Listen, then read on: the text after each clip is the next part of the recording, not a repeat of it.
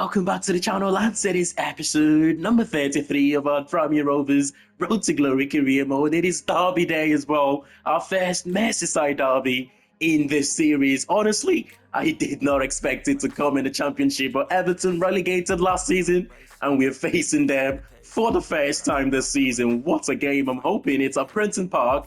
You know, the home fans can be the 12-man going into these sort of games.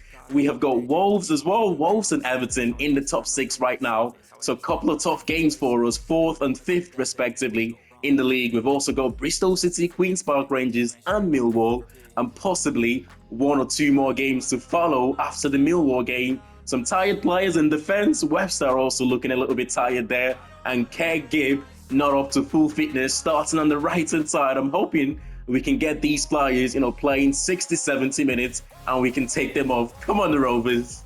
Our first taste of a Merseyside derby in this save. And my God, do we want to come out of this with a positive result. A win for us, even a draw, is a good result for us. Everton are the best attacking team in the division right now, scoring 16 goals. On the other hand, we are the best defensive side, only conceding 3 goals. That is a Premier League starting 11, isn't it? They've got the likes of Larson up front, and they've got Uri at the back, they've got James Garner in midfield. That is a Premier League team, isn't it? Surprised to see that they got relegated, but both teams have faced each other 4 times in real life, and it's never been in the league. It's always been in cup competitions, with the last one being in the 2000-2001 season in the FA Cup. Tranmere Rovers actually winning that game 3-0 to get a nice positive early start, a shot on target. A big tackle here is just what we need, off target from Callum Parkin, but good start to the game for us. I think previously the other 3 occasions have come in the 60s and all in the League Cup, if I'm not mistaken. Everton winning the first 3 meetings of both sides, but the last meeting though, like I said, it was a 3-0 victory for Tranmere Rovers. Can we repeat something similar here though? Excellent then defensively from Rhys Williams. Mulligan drives us forward to Kone. Just couldn't find that space out wide from Kerr Gibb, who's made a fantastic run there. Brun Larsen blazing. Back to Brun Larsen. Tough corner. And Everton takes the lead. I look at him with a poker face. He's not even going to celebrate the goal, David Moyes. But what an excellent finish from Larsen. He's a striker that's having a good season at Wolves, isn't he? His first season in the Premier League. He's a big striker. He's a threat in the air. But one thing that I like about him watching Wolves this season is, that's excellent from Kerr Gibb. On that left foot, he goes for it. Tried to go for the near post as opposed to the far post. But one thing I like about Brun Larsen this season is his ability to put defenders in uncomfortable positions, When I mean uncomfortable positions, he makes selfless runs, and not all the time he gets the ball and he makes those runs, but time after time again he makes those runs, asking questions to the defenders, and you don't normally see that from a player. You would really say he's a target man, wouldn't you? Given his size, it's not the quickest, but he does like to put defenders in uncomfortable position. It's 1-0 for Everton. Going into the break here, we know we like to turn games around, especially in the last episode. I think 3 out of our 4 games in the last episode, we came from behind. The previous episode, we did the same against Norwich. Cross to the far post. Larsen goes for the shot. It's a good save. Oh my God. That is one of the worst defensive errors that we have made. Good save from the goalkeeper. Parkin tries to clear, but just couldn't get it. Just couldn't get it out. Look at this. Larsen with a strike. Good save from the goalkeeper. Parkin takes it away from the goalkeeper, but couldn't deal with it. I should have just cleared that one, but I tried to play a clever pass. That's unfortunate to concede a goal like that in a Merseyside derby, and 2-0 down against Everton. Some would say it's pretty much game over, but given our ability to come from behind, you can never say never. Lorrington back to Kerr Gibb, left foot this time. He goes for the far corner, and Kerr Gibb have scored a sensational goal for us. It happened in the first half. I decided to go for the near post in the first half, but this time, top left-hand corner, far post, in you go. Oh, what a goal. What a goal on the occasion. I mean, that is a goal good enough to score on any game, but to score that in a Merseyside derby, unfortunately, about to take out the likes of Gibb here and Webster, as we planned to take them off in about 70 minutes into the game. They weren't in full fitness going into a game, and I'd rather take them off than risk playing them for 90 minutes. And come on, it's now or never. If ever can get the third, it's game over. What a block there. I believe that's from Humphreys, who's made an excellent block there. But Mulligan driving us forward. 2 minutes to stoppage time. Is the referee going to allow us carry on? One final attack. Kone on the left-hand side. He found himself out wide. We want him, we would rather have him in the box now. Trying to create something there. It's going to be a 2-1 victory for the away side. I hate losing games, but to lose against Everton, I've got to say, I hate it even more. But they were the better team on the day. They scored a good goal in the first half. We gifted them the second goal, to be honest. But it's a good victory for the away team. And from one recently relegated Premier League side to another here, it is Wolverhampton Wanderers at the Molyneux this one. I'm thinking this might be a tougher opponent compared to the Everton game. I'll be surprised if they still have Mateusz Cunha in this team. The fact that he's the face there, close to the fans, I'll be really surprised if they've got Cunha in the Championship. I mean, that would just be a ridiculous team, wouldn't it? They've got Liam Delap lead on the line for them. They've got Ansu Fati playing from the left-hand side. On the bench, it's Gabriel Jesus in there. There is no Cunha on the bench. I don't think he's still at Wolves, you know. I mean, I've just realised, right, after the Everton game, I went on to have a look how many goals Larson scored for Wolves this season in real life. What a block, only to realise I've been calling him by the wrong name. I've been calling him Bru Larson, confusing him for Larson, who was on loan at Burnley the season where Burnley were in the Premier League. It's actually Strand Larson is the striker that I was thinking about, but of course I know who he is. I've just confused the name there as we take the lead. Oh, what a finish. It's Henry. He's having a good little season, Henry. He might not be a starter in the team anymore, but he tends to provide for us. You know, he tends to turn up with goals and assists when he starts, as in this game against Wolves, he's starting for us, or games where he comes off the bench. He tends to make the difference, and that is what you want to see. Good ball there to Fati. Oh, the goalkeeper comes out, makes himself big. That could have just been similar sort of error that we made against Everton to concede that second goal. But luckily that time, the goalkeeper gathers it out wide to Adamson, who starts this game. Starts up front for us, and that means, surprisingly, we are resting Richard Kone, for a game that's big for us. But you've got to do it sometimes. Lauritsen, son, what an absolute thunderbolt by our record signing. That's £2.3 million well spent. What a sensational finish. That will be up there as one of the goals of the season. Oh, that's just beautiful, isn't it? Put your laces through it, top left-hand corner. That is one of the best goals that we have scored. I mean, is it better than the last Gibb goal? I'm not quite sure which is a better finish. Is it the Gibb against Everton?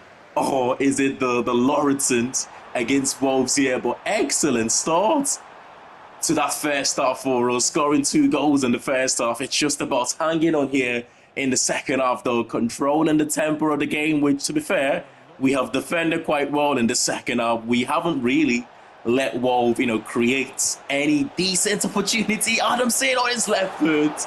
That would have been an assist there for Gibb. Usually when he finds himself in those sorts of positions, he tends to score from them, Adamson. He's an excellent finisher in the team, and I will give him a few more game time from time to time.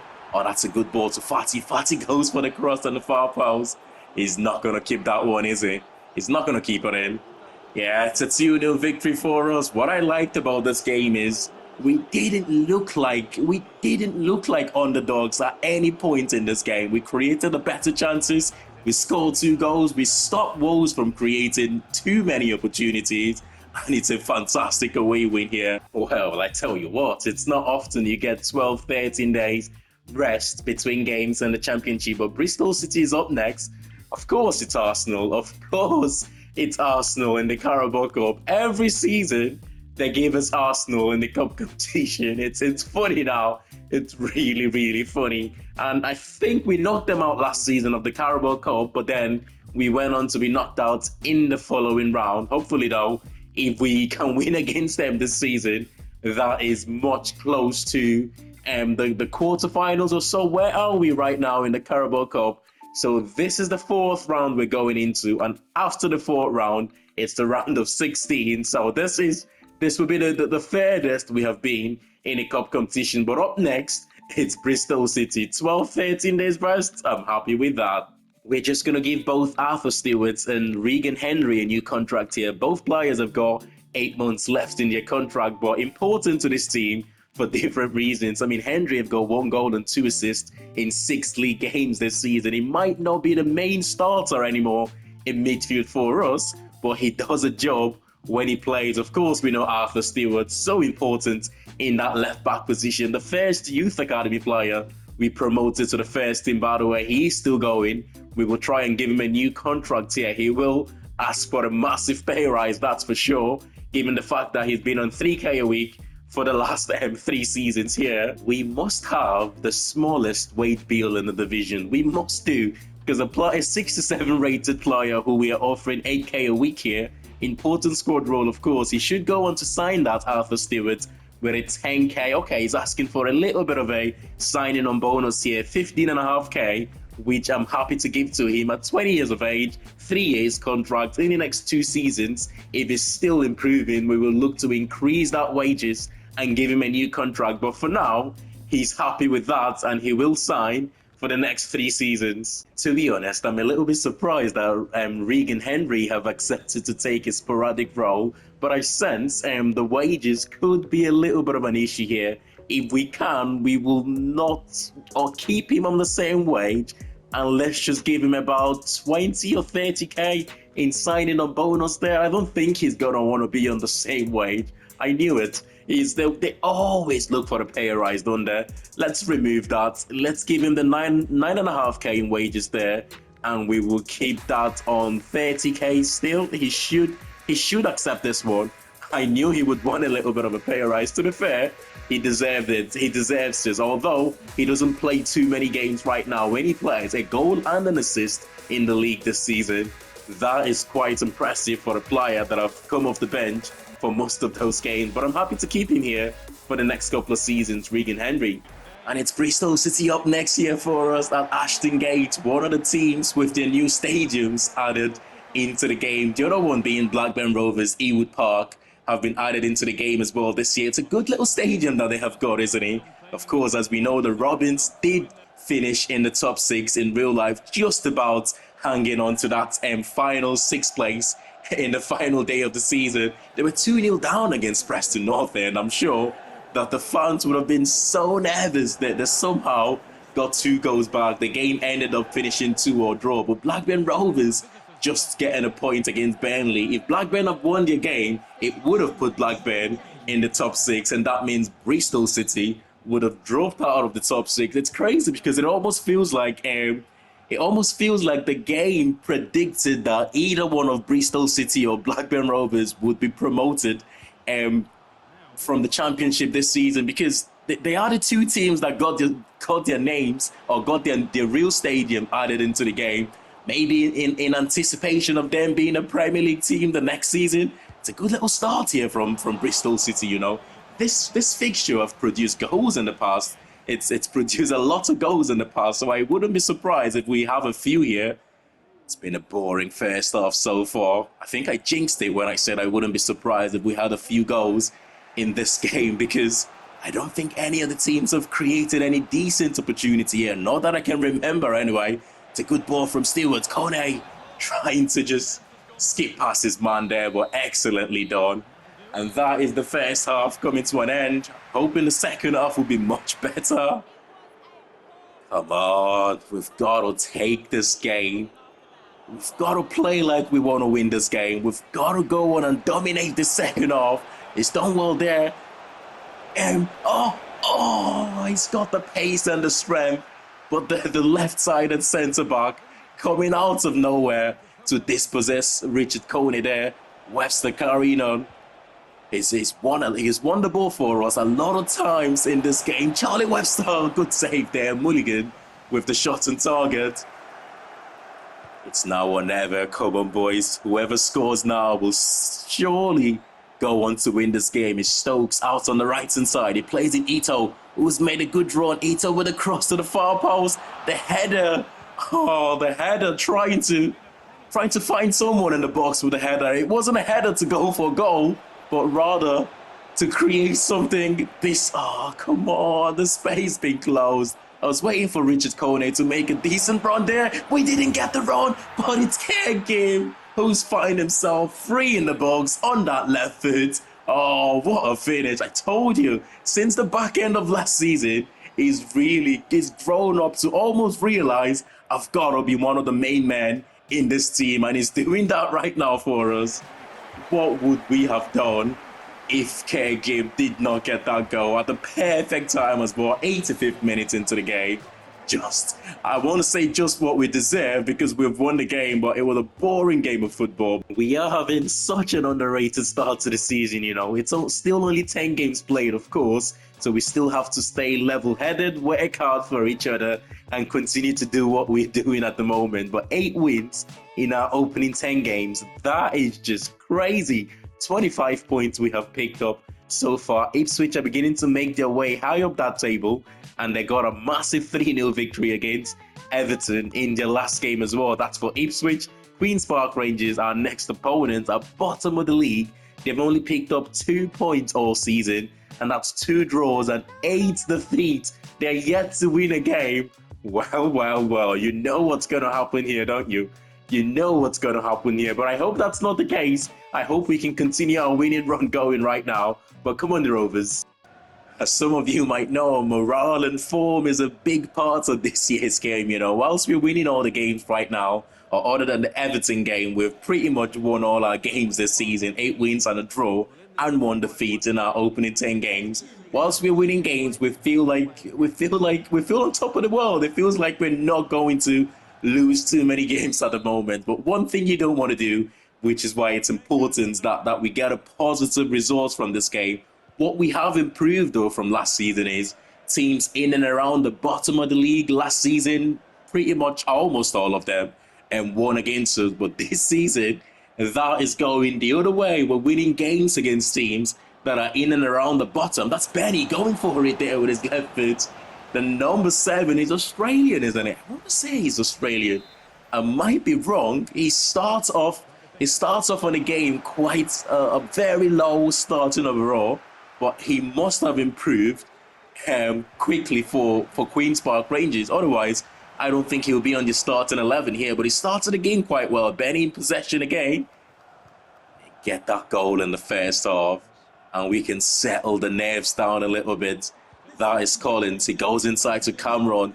I shouldn't have gone back to that direction. But back into Cameron here. Cameron plays in Henry. Henry on his left foot, on the verge of signing his new contract. He's still going to carry on scoring goals for us. It's good to see, though. It's not like he's going to sign a contract and all of a sudden he's like, I've earned it now. I'm just going to sit back and earn my money. He's proven his worth game after game for us. Regan Henry. I mean, I do enjoy playing him in games like this where I think we're gonna have more of the ball against teams like Queen's Park Rangers. And when you do, he's one of those centre midfielders that can create, he can score goals. I mean, although Queen's Park Rangers have been threatening in this game, it's been shots from outside the box. They haven't really created any, clear goal-scoring opportunity, if you will. Kone plays it. Oh, what a chance that was. It would have been nice to get that second just before the end of the first half, wouldn't it? We're in a little bit of a pressure situation here in the second half. 70-minute play, 20 minutes to go. You do not want to concede a late goal at this stage. You want to remain calm. You want to remain composed and go on to collect all 3 points. A good ball to Cameron, waiting for the runner. He's not going to get it. Back to parking. Oh, come on, we're waiting for someone. We've got 3 players in the box. Just move. Oh, we get the movement now. It's Odua on his left foot. That was patience. That was patience. Just recycling possession from side to side, waiting for someone to make that run in the box. And that's it. 2-0 victory for us. Quite comfortable at the end, especially as we went on to score that second goal. Queen's Park Rangers had one or two moments that you were like, wow, are they going to score from this? But they were both outside the box shots that they had. Good victory again. And by the way, what a fantastic job Alex Neil have done with this Millwall side. He took over at the back end of December, I believe, when the team looks like they were going to be fighting to stay up. He took them from there to almost finishing in the playoffs places, 2 points behind Bristol City at the end, who got that final 6th place, as we said. I mean, who knows what he might go on to do with that Millwall side with pre-season, with bringing on, with signing players that are his own players. Sometimes he can go 2 ways. It could either go very well after that, or it could go very bad for him. But one thing is for sure, he's a really good manager. When you look at teams that are in the championship playoffs places at the moment, you know, Sheffield United, Sunderland, Coventry, and Bristol City, Chris Wilder of all managers has got the most experience, especially in playoffs in the championship. He's got promoted a couple of times, one of them with Sheffield United as well. So he's got the experience of doing that. You've got Lebris, who's at the helm for Sunderland. Sunderland have lost their last 5 games. Oh, that's a good ball. And that is the finish. Kone, it's another assist for Caregive. Oh, what a start to this game. Whenever he finds himself one-on-one like that, it's never in doubt, Richard Kone. And that is his 5th goal of the season in 11 games. But yeah, going back to the managers in the championship, Lebris at the helm at Sunderland. You've got Frank Lampard at Coventry. He's got a little bit of experience managing Chelsea. Derby, he got Derby County to the playoffs in his first managerial job, didn't he? So he's got a little bit of experience in those playoffs places.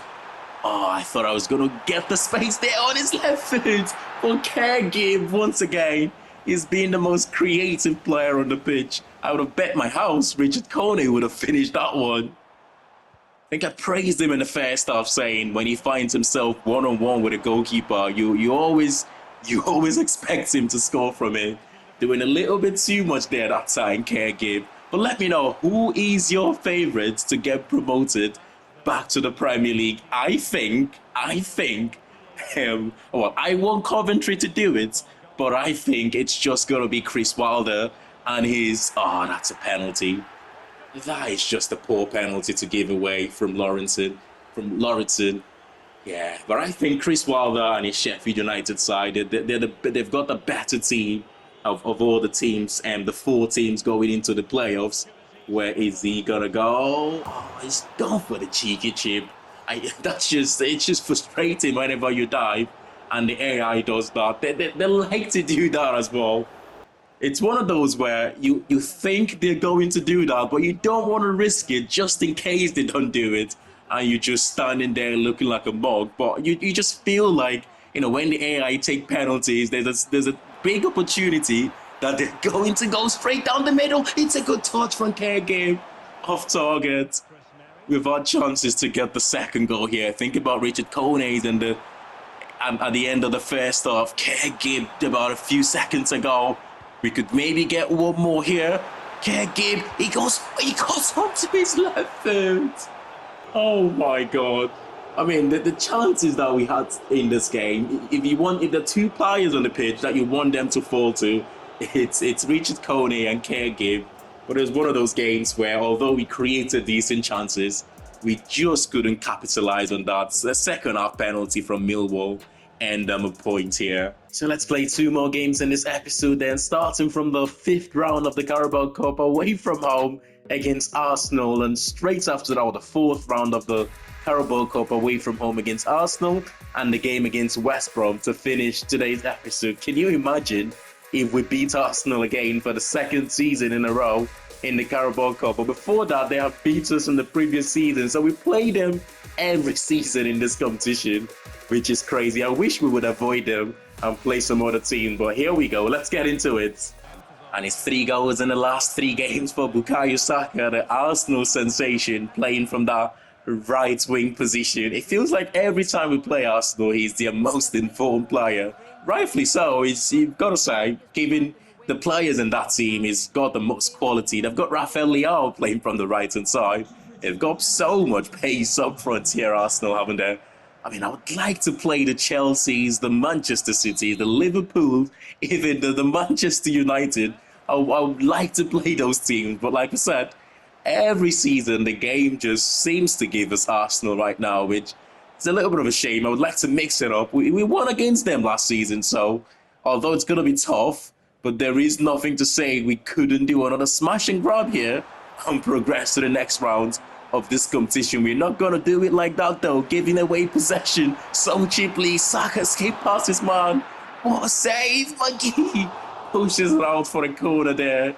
It's 7 minutes into the game, and he's already shown why he's got 3 goals in his last 3 games. I tell you what, for Arsenal and Mikel Arteta, it's big week coming up for them, isn't it? You know, they lost to PSG. They went on to lose to Bournemouth in the Premier League in a game where, given how strong the starting 11 was, you would have thought they would have got the victory, or at least a draw, against a good Bournemouth side, by the way. That would be a yellow card. But PSG, their season rests on that game against PSG on Wednesday. They have got to win. I mean, there's a question going around the Arsenal fans. Is it a success or a failure if they get knocked out of the championship? Personally, I don't think it's a failure, but I don't think it's a success either. I think it's progress from last season. It's going to be another yellow card. Sometimes it's not always success or failure. Sometimes there's just that middle ground. And I think, given the fact that if they should finish second again in the Premier League, which they did last season, and go further in the Championship, it's progress, isn't it? Managed to stay into this game to finish that first half. Second half, though, might be much tougher. Oh, Rhys Williams reads that one quite well. He's quick, isn't he? He might be 6'5", but he's quite agile for us at the back with possession given away again. Arsenal have sort of put more of the pressure in the second half.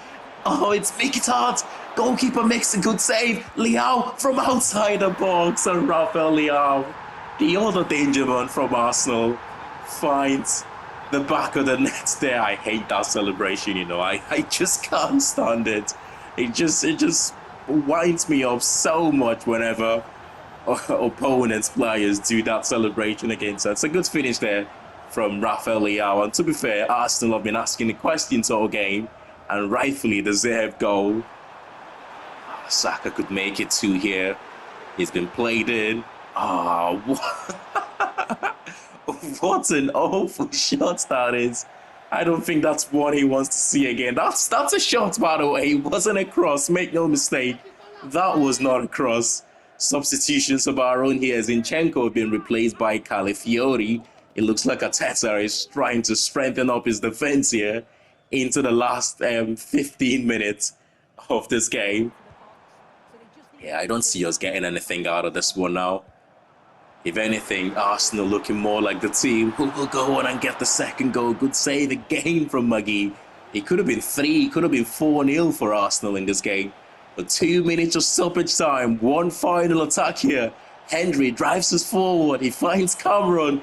Oh, look at the run. Look at the run there from Omari Patrick. He finds the bottom right-hand corner, and out of nowhere, we've got the equaliser, and it's going straight to penalties, this one. What a game. What a moment, man. Oh, in a game where Arsenal completely dominated. When you don't take your chances, you risk conceding a late goal like that. They will be so pissed, especially if we go on to win this game on penalties. We've got quite a decent record from penalties in this. Oh, it's gone for the cheeky chip again. And that happened against Millwall. You know they're going to go down the middle. but you just don't know when it's going to happen. Cameron converts though. It's so frustrating because although you think about staying down the middle, like I said before, you don't want to do it just in case they don't go down the middle and you're not looking like a mug. That's a good penalty there for the second. It's two. Both teams have scored 2 of their opening penalties so far. Martin Odegaard goes for the top right-hand corner and he gets the goal. Henry, he made a difference in the second half in the Arsenal game. He couldn't make a difference on the penalty shootout. Oh my God. I swear to God, the AI are doing this to piss me off now, aren't they? Just keep going straight down the middle. Oh. As soon as I couldn't get it in the green, I just knew it was game over. I thought I timed it right to get it in the green as well. But somehow, it didn't go in the green by a long margin as well. I'm not quite sure how that's happened. But as we all know, if you don't get it in the green, you're just going to hit it off target. Although it looked like we could have done it on penalties, especially scoring a late goal, which would have been fantastic for us. But I've got to say, the better team won on penalties. The disrespect to Kone with that question, by the way, asking whether he can adapt to our style of play. He scored 26 goals last season, for God's sake. He scored 5 goals already in the league this season, asking whether he can adapt to our style of play.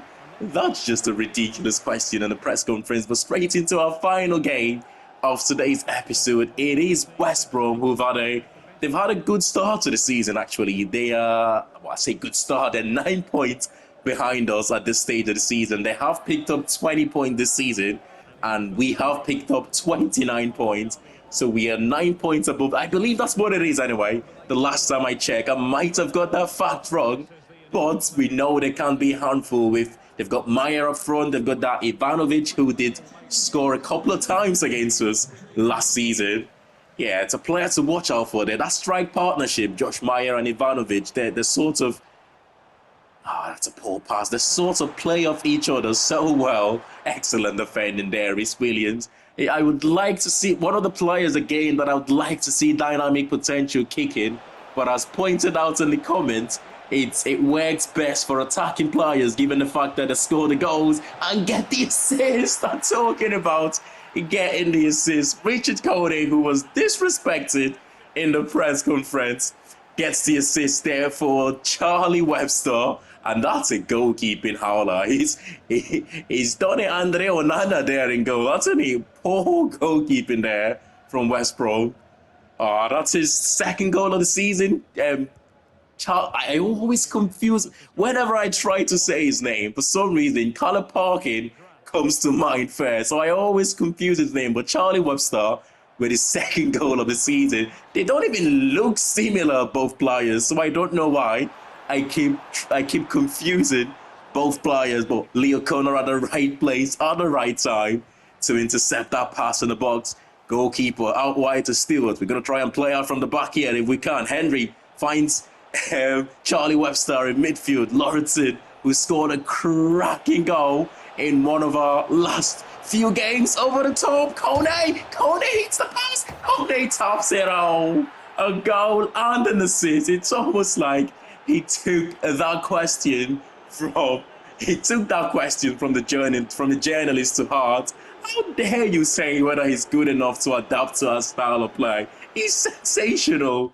What can we do right now without, once upon a time, our record signing Richard Kone, £2 million from Wycombe Wanderers we signed him from, and he's worth so much more than that right now. It's a corner here, a good block again from Rhys Williams, who've been our most impressive defender in this game. We have defenders of the team quite well, but he stood out more than anyone else. Get the third, and it's game over.